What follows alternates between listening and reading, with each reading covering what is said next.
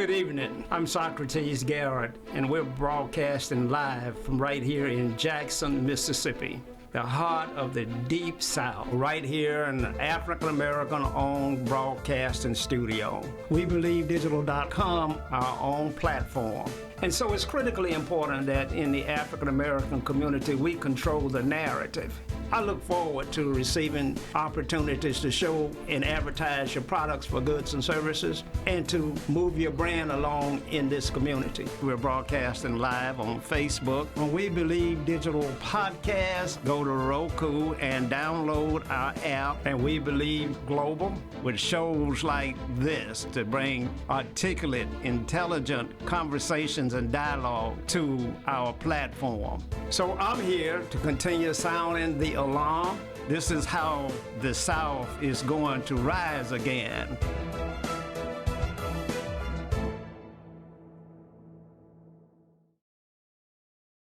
Good evening and welcome to Socrates Garrett Live. We're broadcasting live from right here in Jackson, Mississippi. Many of you know that I always call Mississippi the Garden State, the sweet spot. It's actually ground zero, but to many of us that were born here, we think that the air is just a little bit cleaner and the grass is just a little bit greener. We think Mississippi has so much potential. You know, it's a beautiful state climate-wise. You can hunt and fish year-round, play golf year-round. You know, it's scenic. You can drive for miles and miles and miles and never really run into anyone. You know, on my last trip to Chicago, I was really nervous because every time I turned around, I bumped into somebody. In Mississippi, you can go days without seeing people and just enjoy nature. The mighty Pearl River runs right down through Mississippi and down through Jackson, the capital of Mississippi. And we have the Mississippi River on our western bank that's running and through Greenville and Vicksburg down into Natchez. So we are a blessed state in every way. And yet we remain last in most things that are important. And we got to understand why that is, and we got to ask ourselves those questions, and we do that a lot on this station. But this is a special program. Now, Dr. Henderson and I will be on Friday evenings for Doc and Sock, and we're going to continue to deal with those hard issues that have to be put on the table front and center. You cannot solve a problem until you identify what the problem really is. So I look forward to that show. I also look forward to Dr. Henderson's show coming on this evening. Organize, don't criticize. And so we're going to have content coming your way. Remember, if you're watching us on Facebook, then go ahead and share this program with your friends and family. Send us stars. If you're watching us on YouTube, go on and subscribe to the program. You know, our YouTube channel is really growing. If you're watching our website, WeBelieveDigital.com, enjoy all of the fabulous programs that you can find there over the last 3 to 5 years. Also, you can scroll down and you'll see We Believe Radio, our latest venture. Now you can go to We Believe Radio. You can go to download the app 365 and then search for We Believe Radio, and then you will be able to take us with you anywhere you go. We're playing some of the best music in the country, soft soul. I'm looking forward to my good friend Jerry Mason down in Florida and playing some of his music, you know, Southern soul. And also we have the traditional gospel that plays on our radio station almost 12 hours a day. We bring you the Tavis Smiley Show 3 hours a day. And so you can see that our programming director is really working hard to make this a broadcast network that consists of your best podcast broadcasts and your best radio broadcasts. And you'll find that we will strip the audio from some of our podcasts, and we will run that again on our radio station. So if you're looking for an opportunity to market your products for goods and services, you can't find a better place than right here at We Believe Digital. The content is good and solid and strong and sometimes controversial. But as always, we'd love to have you join us by calling 800-492-5186 to join in on the conversation. Now, this evening, and this format of this show is going to be one that I deal mostly with economics. We deal with the economic issues because I think that that is the most area that we really have to focus on to change our conditions. So we're going to talk a lot about economics, but I also will have the opportunity to interview outstanding people that are in our community, and we're looking forward to bringing you the Mississippi treasures as we locate them and get them into the studio to talk about what's going on. This evening I have the honor and the privilege to have in the studio with me the son of one of my best friends. I was at Alcorn State University, and his father and I were very, very close friends, but his father was a dangerous man. I loved him to death, but he was a dangerous man. He was 300 and some pounds, played defensive tackle, and he just ruled the ground that he stood on. Back then, men used to do that. You know, men don't really control the ground that they stand on anymore. They've been feminized in many ways. Now I see them making commercials in pink underwear and snatching their pants off and running around the block and all kind of crazy stuff. Very few men do you see now beating their chest and giving you the gorilla imitation. I only see that in sports. The rest of the black male he's been rendered to something less than what he ought to be. But tonight, I have with me, as I said, in the studio, a young man, Curtis Williams, who in many ways is much like his father. And I have the opportunity of reliving my experiences at Alcorn State University with his dad and now with him. Curtis, it's good to have you here. How have you been, sir? It's good to be here, sir, and thanks again for having me on your show. Dangerous man. Very dangerous. No doubt about it. I think that's the first time I've heard it described in such a way. Yeah. However, hearing about him, I'd probably say that was an accurate description. Well, there's no doubt about it. He was a dangerous man. I remember once we went to a Jackson State basketball game, and he wanted to sit on the Jackson State side, and so we did. And then he wanted everybody over there to be quiet. And I said, Curtis, I said, you're going to get us killed. He said, no, we're not. We're going to make them be quiet. And so he was that kind of guy. But, you know, he was a fun-loving guy, and just wonderful to be around. And I can definitely understand that two-sided type of person where you fun-loving and then there's the danger. Oh, yeah. Yeah, so it always comes in. But, you know, America loves a little gangster and a little dangerous. Yeah, that's why girls didn't date the boys in the math club. They dated the most dangerous guy on the campus. That's what they did. Most of the time. Well, because my father wasn't here, I was more the math club guy. Oh, really? And, you know, later on, grew up, had a few drinks, got dangerous. So, yeah, it was hiding inside, you know, challenge bowl, academic bowls, because, you know, my father was a pretty intelligent man. Yeah, no doubt. You know, and so that is the part that was nurtured growing up. Right. You know, being that my mother was a single mother, you know, I had men in my life, but none were my father. None were like him. So there was no training for what's inside of you. Okay. So that what's inside of you, I didn't even know existed until a few drinks in college. Yeah, well, it takes a man to make you understand what's in you and then to control that comes out. That's true. It's very difficult for single moms to raise aggressive young males. It's just hard to do. It was hard for your generation, but it was hard from the beginning of time. Yeah. Now, I'd like to ask you a few questions. We were having some conversations before the show began, and you were talking to me about the greatest generations and how the generational gap is labeled and things of that nature. How are the generations labeled?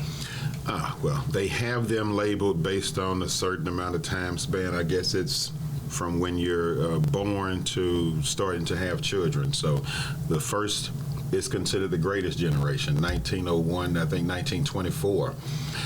And then you have a silent. Well, I don't want to go past the 1901 to 1924 just yet, because let's deal with that for a moment. Okay. 1901, 1924. Black man in Mississippi, in the world, 1900s. Can you imagine what that must have been like? If you read the history, then you get a narrative. But when you talk to the elders, you get a different story. So it's varied for me. Yeah. Because well, let me share some things with you, enlighten you a bit. 1901 and 1924 was the greatest generation of all times. That's what they say. That's where we had all of the inventions. We had the creativity. We had the ownership of land. We had all of the things that we were amassing wealth in our community in that generation. We did. My father was born in 1910, and I really thought that he hung the stars and the moon in the sky. When I'd walk out as a boy, I look up in the sky and I said, my daddy turned those lights on. I can understand. My grandfather was born in 1918, a part of the greatest generation. Greatest generation of all times. His stories about traveling from Mississippi to South Carolina to build airports. He was a cement finisher, one of the best. So he tell us about he traveled from state to state to build airports and do construction. Just hearing that he was a part of that gave me a different perspective as I grew up. Like, how were you able to do all of these things based on what I've heard through history? So it made me re-examine history, because not just my mother's father, the contractor, construction and concrete, but also on my father's side. They've been in the funeral business for years and years. Great-grandfather, Johnson, landowner, business owner. So it's like you were saying, it seemed as if we, even dark-skinned people, had a different foothold on America than we do today. We did, and as a boy, I remember following behind my father, and I would, as a little boy, and I would try to jump in his footsteps, so I couldn't walk the gap that he had, so I had to jump in his footsteps. And then I said, as I get older and bigger, I'm going to be able to get in those footprints. And as I got older, interesting thing happened, Curtis. Those footprints became further and hard. Not only was I not able to jump in them, they were getting wider and more difficult for me to even think of walking in his footsteps. I know. And that's why it was called the greatest generation to me. I can agree. And it's strange how they were able to have so much of the American dream almost, I'm not going to say hand it to them, because they did work a lot harder. Oh, yeah, they did work. I'll even go on record and say you work a lot harder than my generation. Just trying to keep up with you today is a task. And I mean, just trying to follow you around walking. Because you have such a speed. So if I can only imagine how fast your father was going. Oh, he was in a hurry. So, now let's go to the next generation. What do you call that, 25 to 45? They are the silent generation. Wonder why they're called that. I'm going to assume it was after the Great Depression, leading into the Second World War. They didn't do a lot of things politically. It was more building of America. And they worked quietly in that building. And did you say it was 1924 to 1945? 25 to 45. 25 to 45. That's an important time for me in history, because what I've learned during those years, American leadership ventured out and brought in a lot of foreign dignitaries or prisoners of war from Germany, who they then started to put into our military, put into our decision-making positions. And when you take the smartest people you can find and start associating them with your military, and then again with your politicians, those people eventually are in control. They have the good ideas now. So this is World War II you're talking about? That's right after World War II. And so, is that where U.S. brought all of the scientists from Germany over here to America? Yes, sir, it is. And at that same time, you have the radio taking off, radio programming. Remember the War of the Worlds, that audio program they announced about the Martians taking over, and it turned into people going crazy, going into the dungeons, basements, and hiding, when it was really a radio show. And this is long before E.T. This is long before E.T. You remember E.T. though? I do. I was at the movie theater to see it. I remember going. Well, silent generation, I don't know. I think that's when we began to get educated. The 1901 to 1924 generation didn't have a lot of formal education. It would be rare to find someone that graduated from high school in that bracket. Yeah. But in 25 to 45, we began to get educated. We moved into colleges and universities, and I would say that group, the indoctrination group. Indoctrination group? That's what I like to call it. Why you call it that? Because now we're learning what you want us to learn. See, I'm not learning from my father anymore. Now I'm learning from your school. Now they're taking the kids away from the parents who taught them how to do construction, who taught them how to be a mortician, who taught them how to be a lumberjack or a puckwood hauler, all those skilled laborers, painters, bricklayers. You're not learning that anymore. You're going to school and it's A, B, C, D, E, F, G. Right. 1, 2, 3, 4, 5. And now here's your history. This is where you came from. Wow, indoctrination. You've been indoctrinated when they finally got those books.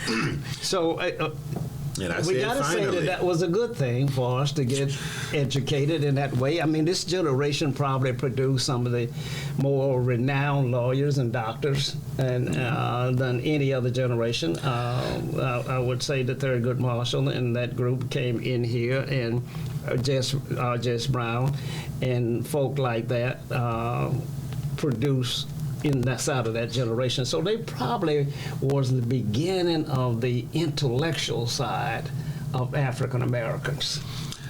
And I'll still call it indoctrination because when you find the black is there bourgeoisie, a difference in indoctrination and education?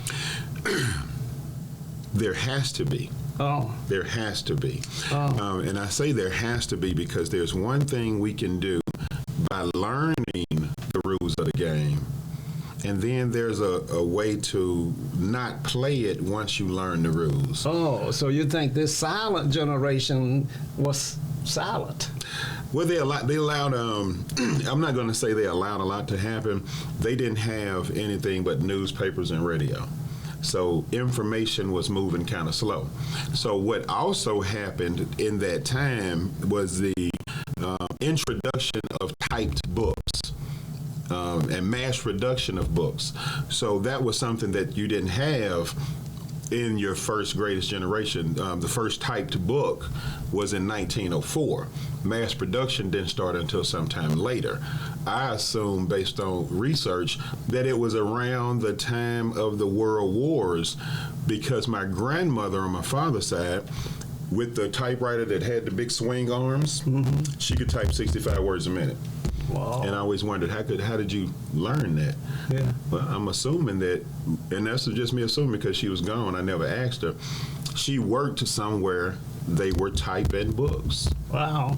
Well, Curtis, it's been great having you here on the show today. I think that I'm going to have you back because the dialogue about the generation is so critically important, and we've only gotten through 2 generations. Yes, sir. And so, there are at least 5 more generations that we need to discuss their strengths and their weaknesses, their contributions, whether or not they were educated, indoctrinated, where our explorers are, etc. So I look forward to having you back on the show to continue this dialogue.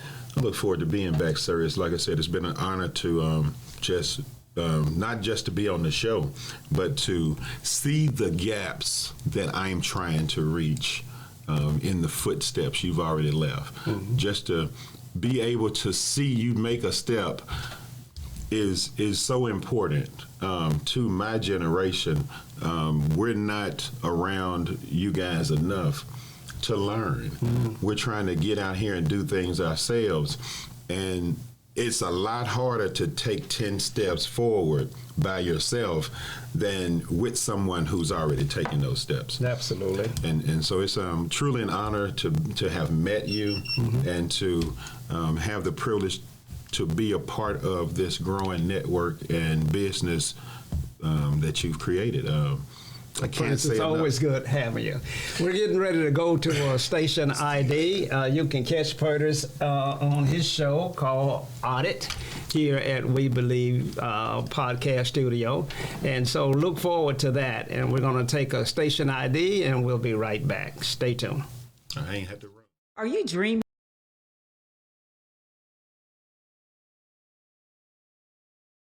of becoming an entrepreneur, but you're not sure where or how to start? At Entrepreneurs Academy 101, our online program will guide you step by step on how to start and grow your own business. We offer courses such as how to write a business plan, how to create a budget, and so much more. Our online training program is designed for you to learn at your own pace, and there's no set order to complete this program. Because our academy is online, you have the choice to learn with a group, with friends, or individually. Upon completion of the entire curriculum, you will receive a certificate of achievement to acknowledge that you have completed the training needed to become a successful entrepreneur. So enroll today to design the life that you love. Contact your entrepreneur coach, Brenda Myers, at 601-672-0695, or visit our website at www.entrepreneursacademy101.com for more information. Welcome back to Socrates Garrett Live. This is our second segment of our program tonight, and it was very interesting to have the son of my college mate, classmate on the show with us, and also to be involved in his life and watch him develop and grow and see the ambition and the drive that he has in him.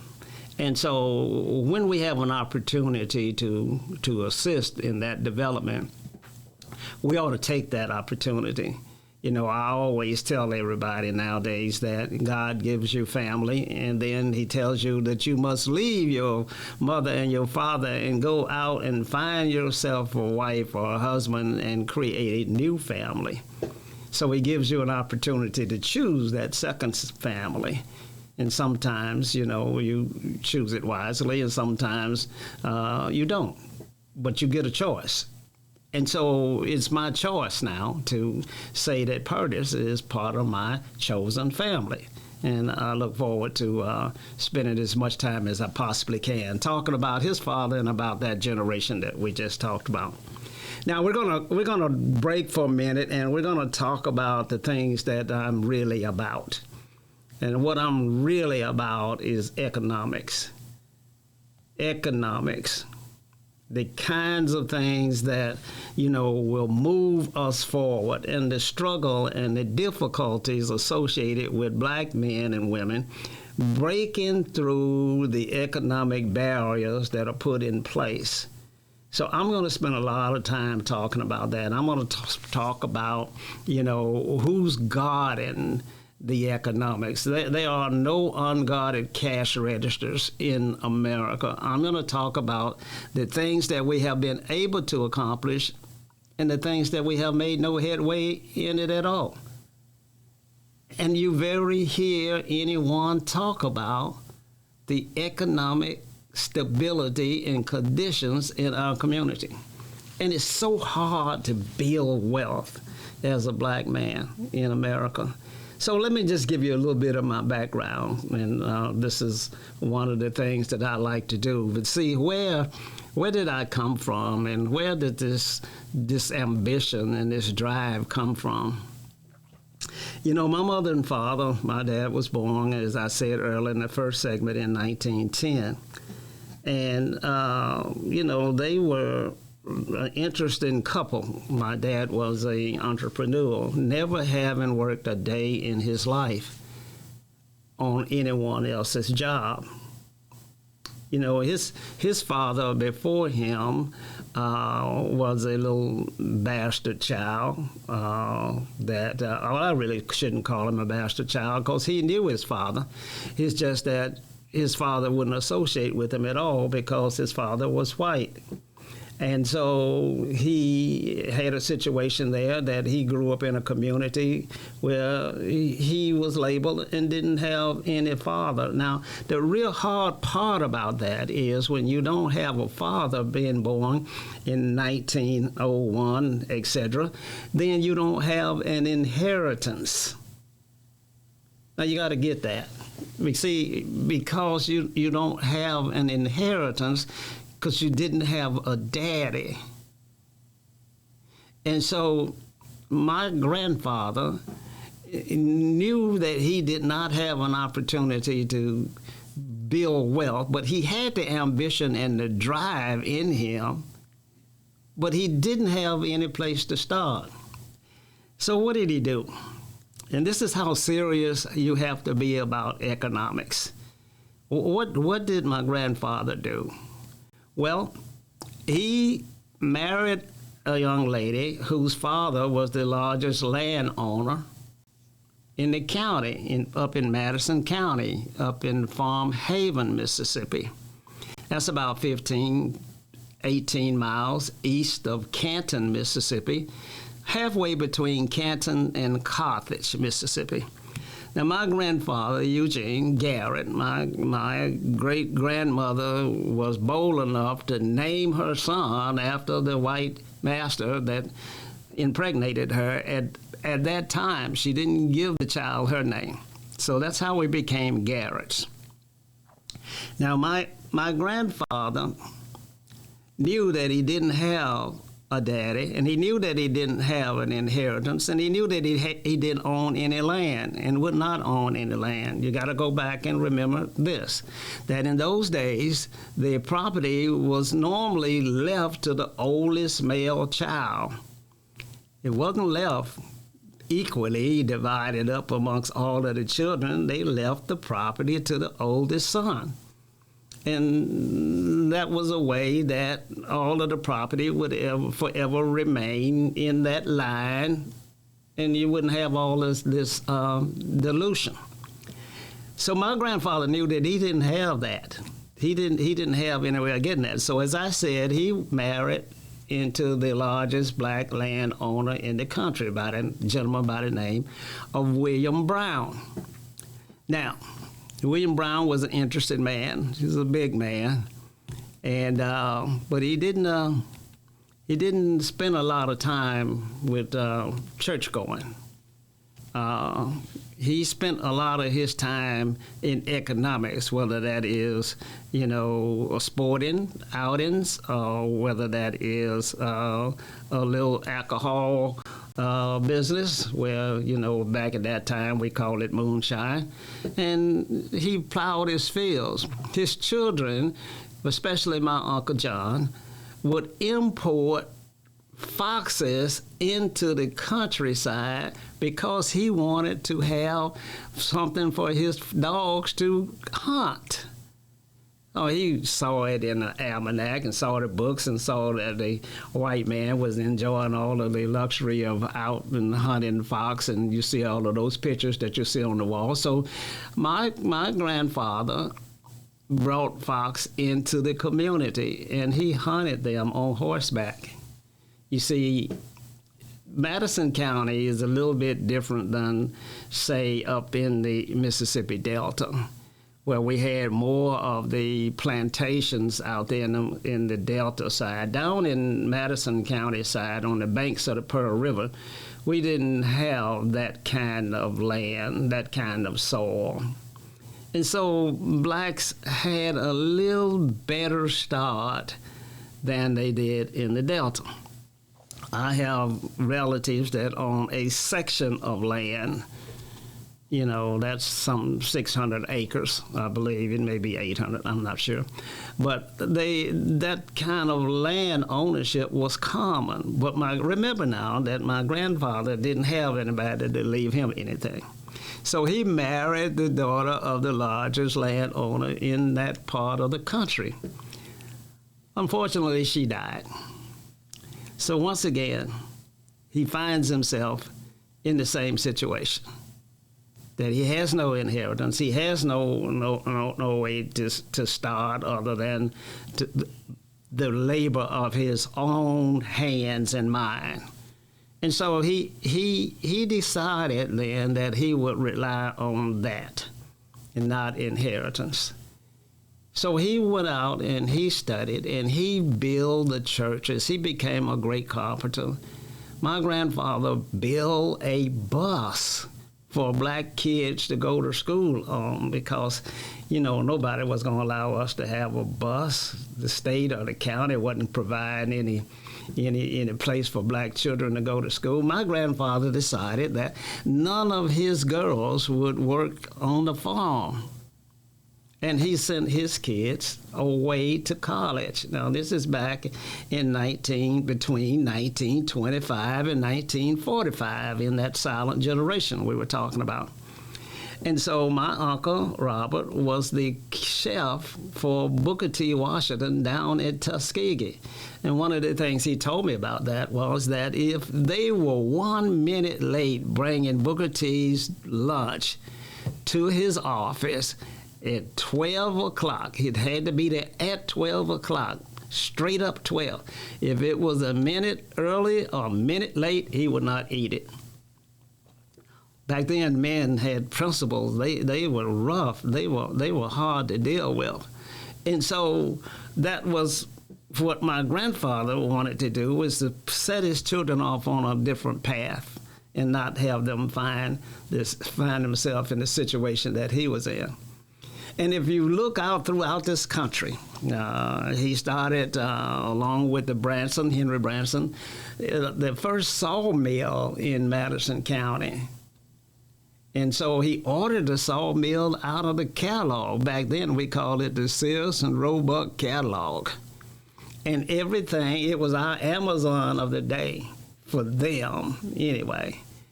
And so he ordered that sawmill out of the catalog, and he went into the lumber business. And so he cut trees and he sawed lumber and he built every house, and he built churches from Kosciuszko, Mississippi, all the way down to Hattiesburg, Mississippi.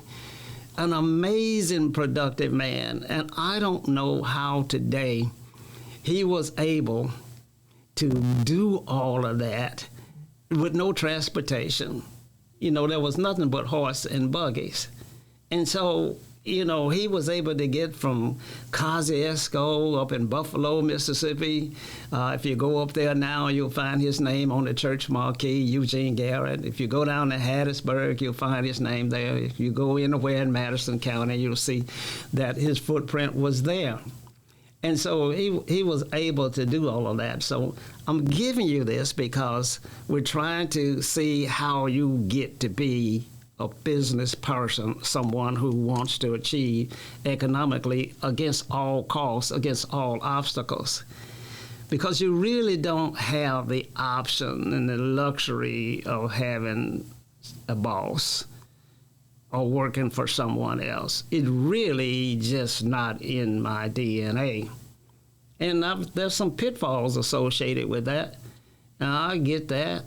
You know, there's things called retirement and 401ks and all of the things that employment and employees can benefit from. Gold watches if you were to train for 20 years, etc. There are all those things. And so my grandfather started that, and then he instilled it into my father, W.E. Garrett. Now, he was a kind man. He would give you the shirt off his back. He would have had our family in total poverty had it not been for my mother, who was of a different viewpoint. My mother's lineage comes down out of the Choctaw Indians, and they have a whole different way of looking at things. They were not as black as most blacks were. They did not feel that African Americans were doing all of the things that they could have been doing to improve themselves. I remember that, we would see gentlemen trying to hitchhike or ride, and my dad would stop and pick everybody up that he could, and my mother would be so angry because she said, I work 12, 14 hours every day so that I'll have a car, and if they wanted a car, they could be working the same hours and they could have a car, so I'm not picking them up. I thought that was a little cold, but that's the way she was. And so, she went on to become the first Justice Court judge up in Madison County in a time on Billy Noble, which Billy Noble was a sheriff in Madison County that just reigned absolute terror, as most sheriffs did in the state of Mississippi back during that period. But anyway, so my father, W.E., never had a job. And you'll find that his children, as of today, don't have jobs. And so it's just something you get put in you that you ought to go out and produce and create and make something happen on your own with what God gave you. No inheritance. My great-grandfather didn't have it. My grandfather didn't have it. My daddy didn't have it. And I didn't have it. And so we were to go out and use the talents that God gave us to create something.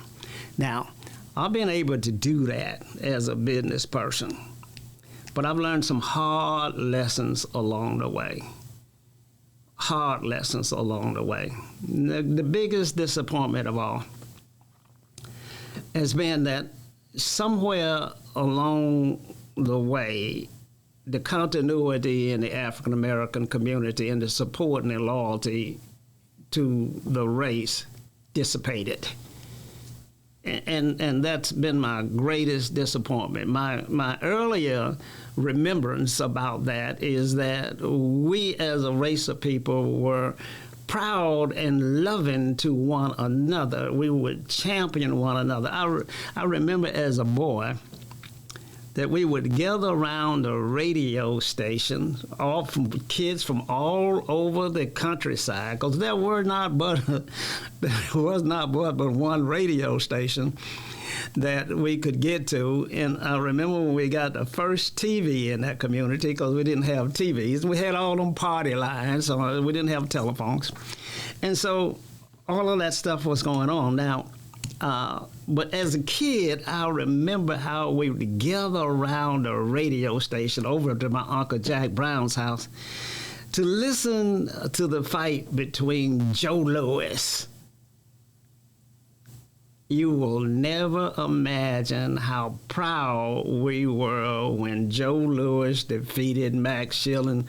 You will never understand how it made me feel inside for a black man to win, to be victorious against the opposition that we were experiencing in that period of time.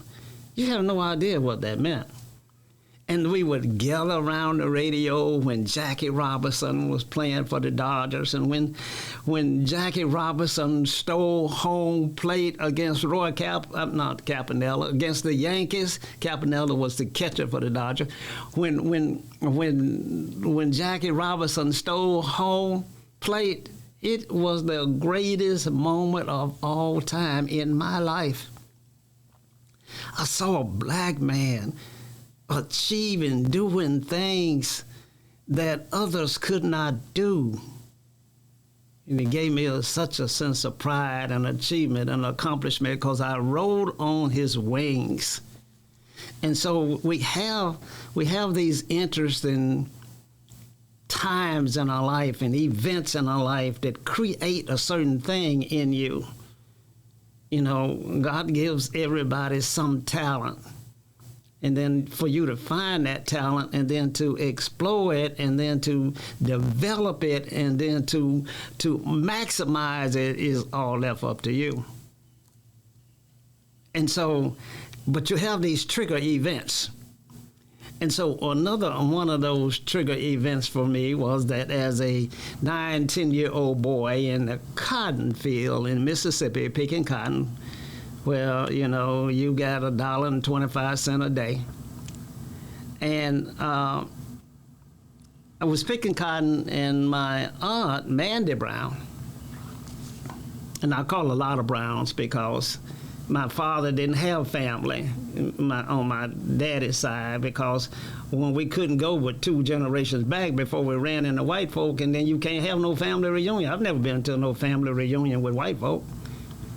And so a lot of my conversation is then over on my mother's side, my grandmother's side. And so Mandy Brown was married to my Uncle Marshall Brown.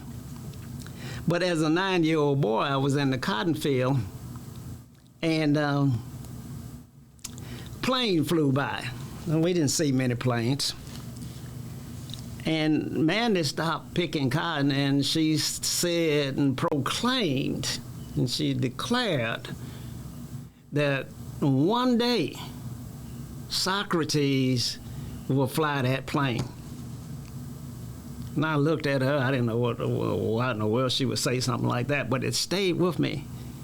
What she said was that I would not always be bound and chained to that cotton field and to that thought process. Just a little trigger event in a 9-year-old. So be careful what you say to them. I know you got to discipline them. I know that. But be careful what you say to them, and then feed them and trigger them as much as you can with their potential greatness. And the greatest thing that has been disappointing and the greatest setback of all times in the African American community was the loss of their father. The loss of their father to all of the ills of the world, whether that is incarceration, whether that's a poor, corrupt criminal justice system, whether that is a poor, corrupt economic system, whether there's a corrupt political system that won't allow you to participate in mainstream America. But the loss of your father is a setback that you can't hardly overcome. You lose who you are and your identity and things of that nature. We're going to continue this conversation after we come back from this commercial. Stay tuned. We'll be right back.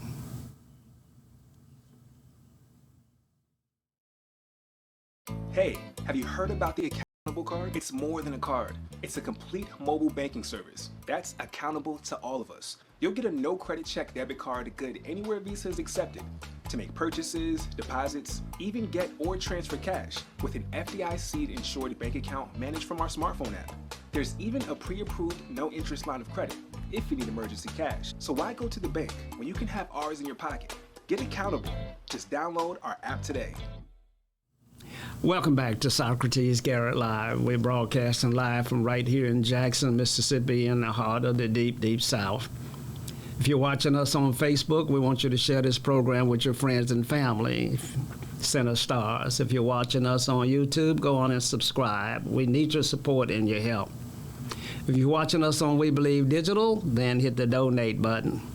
Share this program with your friends and family. You can always call in at 800-492-5186. I'm sure your experiences have been similar to mine, and you have stories and instances that you could share with the world that could possibly make a difference. It only takes one phrase and one relationship to make a tremendous difference. Remember that. Now let's get back to where we were. We were talking about those instances and that have meant so much to me. And so as a boy, I knew then that I would be a businessman. I knew that as a child because why? How did I know that? Well, I knew that because I idolized and loved my father. And my father was a businessman. Now, he worked harder than anybody else in the world and had less money. Again, if it had not been for my mother, who was teaching school, we as a family would probably starve to death. Because my daddy didn't know when he was going to have some money or if he was going to have any money. But he was always working. He was always trying to make something go. And he was such a patient man. I remember we worked on an old chainsaw and all day long and couldn't get it to start. And I was so mad, I was ready to curse the saw out and burn it up, etc. And he looked at me and he said, "We'll try it again tomorrow." And that's what we did.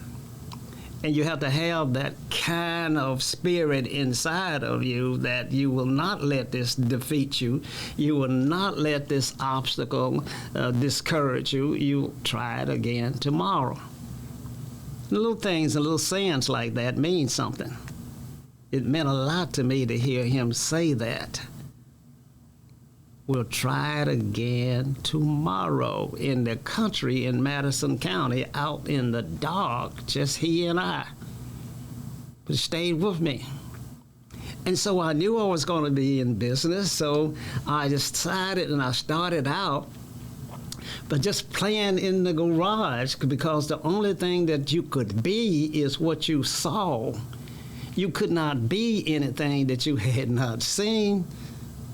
And all I saw was trucks, lumber, and my mother was a school teacher. So I saw that you could teach school, or you could be a truck driver, or you could run a logging company. That's what I saw as a boy. So what did I want to be? I wanted to be a truck driver. And so I would make my own roads and bridges and take those sardine cans and, make an engine out of one and tie strings into the other cans and make 10-car tractor pulling 10 trailers. And this is back in 1950. And I practiced how I was going to build roads and bridges and things of that nature. And then I learned that I had to sell something, so I tried to sell my products to my sisters and brothers. I made them buy a load of mud on the back of my little trucking company. And then I got a little bit bigger. My mother saw that I was enterprising. You see, your parents know. Don't think they don't. Your parents know that there's something in you that needs to be developed. They see it. And so my mother said that I want you to sell flower seeds. I said, sell what? She said, flower seeds. So back in the country, flowers were everywhere. My mom had flowers all around the house. I don't care where you were always pruning and making things beautiful with flowers. If she didn't have you sweeping from under the house, she had you planting flowers. And so she said, I want you to sell flower seeds. And so she bought me a horse and gave me a sack of flower seeds, and I would go throughout the country selling my flower seeds. So I learned how to sell and I learned how to trade. And this is 9 years old. And I learned how to talk to people, and I learned how to handle problems and how to overcome the fact that the seeds that I sold them last time was no good. Nothing came up, and I had to deal with that at 9 years old. And so I was being trained. Sometimes you don't know you're being trained, but I was being trained to be the business person that I wanted to be, that was down inside of me. And so I stayed with that. I went to school, got a good education, went up to Velma Jackson in high school, went out to Farm Haven for junior high school. Well, first of all, let me back up. My mom had so many children She had 8 children, and we didn't have a farm. You see, children were useful if you had a farm. And so everybody had a big family because everybody was farmers. So it was not uncommon to have 10, 12 children in a family if you're farming. But if you don't have work for those children to do, if those children can't produce their own food, their own meals by work, by picking cotton, by planting peanuts, by planting butter beans, cutting straw for brooms, if those children couldn't generate enough energy and revenue to take care of themselves, then they became a liability. And so, well, I don't care how much you love them, but if you can't afford them, they are an awesome liability. And so my mom gave 2 of her children to an aunt who lived in St. Louis, Missouri. Her name was Alice Garrett. She married a gentleman called David King, and her last name became Alice King. And so she gave me and my sister Olita to my Aunt Alice, and she took us back to St. Louis. So at 3 years old, I was in St. Louis, Missouri, and I started school in St. Louis, Missouri, and went to Booker T. Washington. I know we lived at 1241 Walton there in St. Louis, Missouri, and I don't know why that number stays with me, but it does. And I got my start there, and then about the 3rd grade, you know, we came back to Mississippi to visit, and I saw all of my brothers and sisters, and I was old enough to not make a decision, but I was old enough to express my opinion about it. And so when I got back here and I saw all of my other 6 brothers and sisters, I wanted to be with them. And so I just cried and acted crazy, and I didn't go back to St. Louis. I stayed here in Mississippi. Now, little decisions that you make in life have a lot of impact on how life will be for you. That's the decision I made in the 3rd grade, to leave St. Louis and come back to Mississippi. I've made that same decision over and over again for the last 50 years, to come back to Mississippi. And so I sometimes wonder why, and how do I do that? How do I continue to do that? And it all goes back to what I talked about in the very beginning. You can see the pride associated with the lineage and the understanding of my ancestors and what they went through and what they fought for and what they wanted to be and how proud they were. So I wanted to come back here and continue that great work. And so I've come back and I've stayed here to do it. No, but I went to Velma Jackson and graduated there. Well, I didn't graduate there in the 10th grade. My mother said that her boys were going to get killed. My mother said that the Klan was running rampant in Madison County, and that she was afraid that her boys, she had 4 boys, she was afraid that her boys were going to get killed. So my mother packed all of her children's clothes and took us down to Piney Wood School in Rankin County. Now, I didn't want to leave. I didn't want to leave the influence and the camaraderie of the community that I grew up in, and I didn't want to leave my father's influence. And so I was off in a strange place because my mother was protecting her children from the Klan in Mississippi. Now, you know, this is 1957, 58, somewhere in there. And so it may have been a little later than that. It may have been 61, I'm not sure. I got down to Piney Wood School, and a strange thing happened. My mother sent me down there because she was protecting me from the Klan, who was running rampart in Mississippi. And when I got to Pineywood School, all of my instructors were white. Now, my emotion, I was confused. Here I am running from white people, trying to stay alive. And I get down to Pineywood School, and my instructors are white, and they began to lecture and nurture and teach of a different world and a different way of things.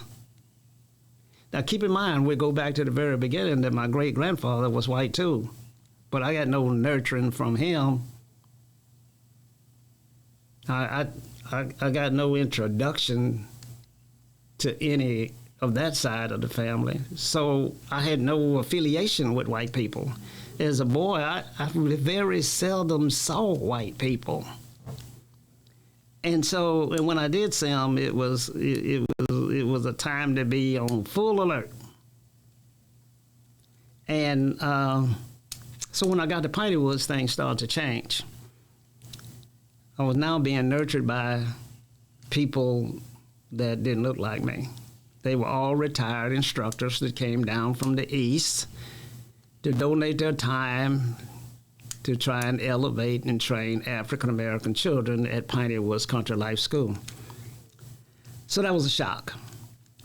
Now, I then, though, had the opportunity to pick up a new role model in my life. So to this point, the number one role model in my life had been my father, and he was the greatest man that I'd ever known. But when I got down to Pineywood, I ran into Lawrence Jones.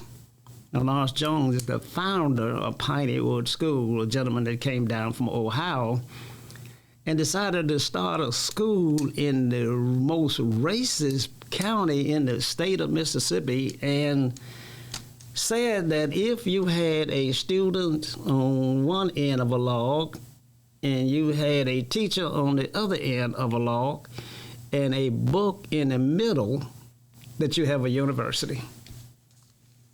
And he decided to try it, and he started to teach African-American children.